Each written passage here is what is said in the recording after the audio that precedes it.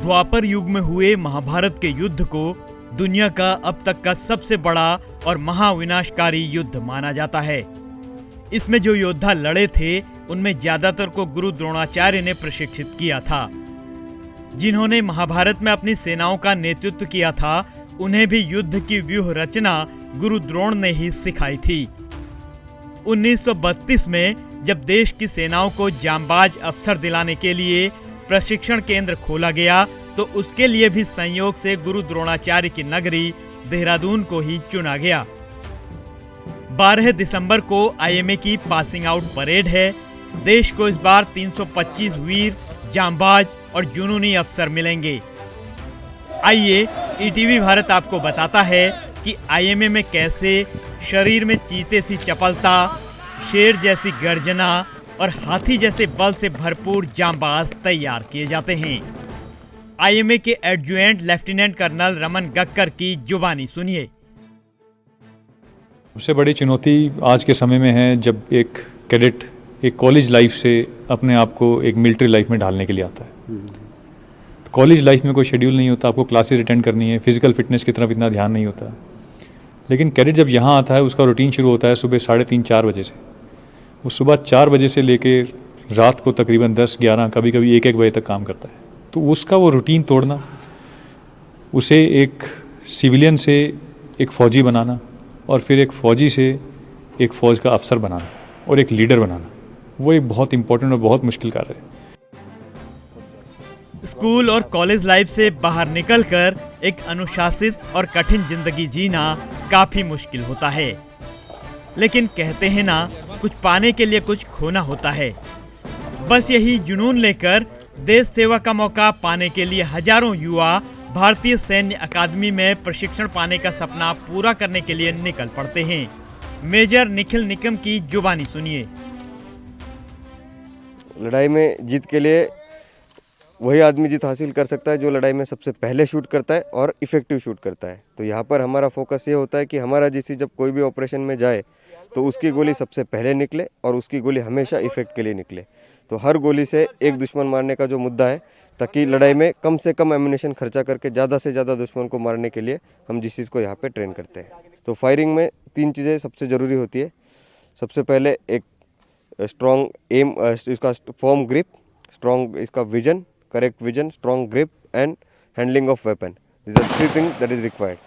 So when a gentleman cadet holds a weapon, holding, his aiming and the trigger operation that he does onto the target are 3 prime things that we teach in weapon handling. IMA का मकसद gentleman cadets को वीर और विवेकशील बनाना है, यानी मौका पड़ने पर अदम्य साहस के साथ फौरन निर्णय लेने की क्षमता दिखाई दे। कहते हैं जंग वही जीतता है जो सबसे पहले और सटीक गोली चलाए।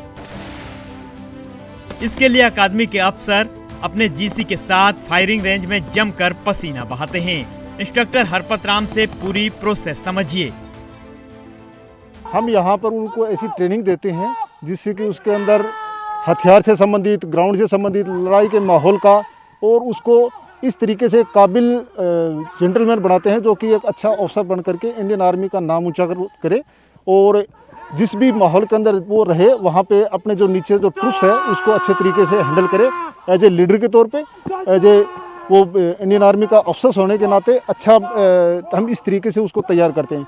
जिसमें हम ये बैनर फाइटिंग है, ये भी एक उसी का हिस्सा है। जो हमले की आखिरी लड़ाई होती है उस दौरान जब अम्नेशन उसके पास में ख़त्म हो जाता है तो उस दौरान गुत्थम गुत्था की लड़ाई के अंदर इसका हम इस्तेमाल करते हैं, ताकि एक तो अम्नेशन का बचत हो सके, दूसरा उसका मुराल है उससे भी बहुत असर पड़ता है। जब एक वो इस तरीके की कार्रवाई करता है तो उसके मुराल से भी दुश्मन है वो कांप जाता है और अपना जो बंकर है वो छोड़ कर या तो भाग जाता है और या फिर वो ख़त्म कर देते हैं हम उसको।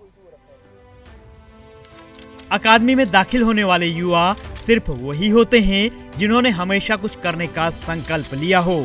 आराम पसंद जिंदगी को ठुकराने और एक टफ चुनौती को कबूल करने की हिम्मत रखने वाले ही अकादमी में सरवाइव कर पाते हैं।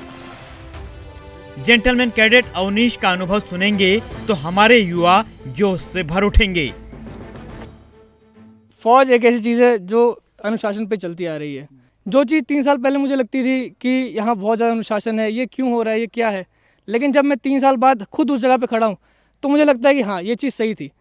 कई बार लगा कई ऐसे हमें टास्क दिए गए जो काफ़ी कठिन थे, लेकिन हाँ उन कठिन टास्क को करने के बाद जब आप पीछे मुड़कर देखते हैं तो आपको एक अलग ही सुख महसूस होता है अपने दिल में।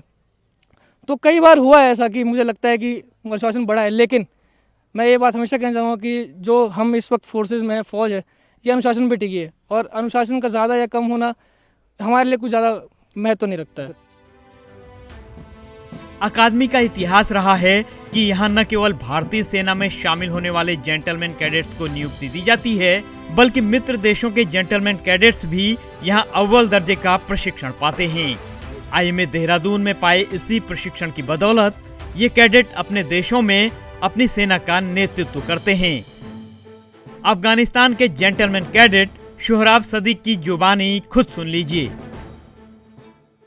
जब हम इधर आया है और ये इंडिया हमको अभी सेकंड घर की तरह, हम इंडिया हमारा सेकंड घर की तरह है, तो हम इंडिया ने हमको बहुत कुछ सिखा दिया। और जैसे हम पहले थे जो कि सिविलियन थे, कुछ आर्मी के कुछ समझ में नहीं आ रहा था, तो मतलब इधर हमको बहुत ज़्यादा सिखा दिया। और स्पेशली इंडिया ने लोग बहुत अच्छा है इंडिया का। देश को 16 जनरल यानी चीफ ऑफ आर्मी स्टाफ दे चुके आईएमए इस बार 325 जांबाज अफसर देने जा रहा है। आगे भी इस अकादमी से देश पर मर मिटने वाले और जांबाज अफसर मिलते रहेंगे, यही उम्मीद है। आईएमए देहरादून से ईटीवी भारत के लिए नवीन उनियाल की रिपोर्ट।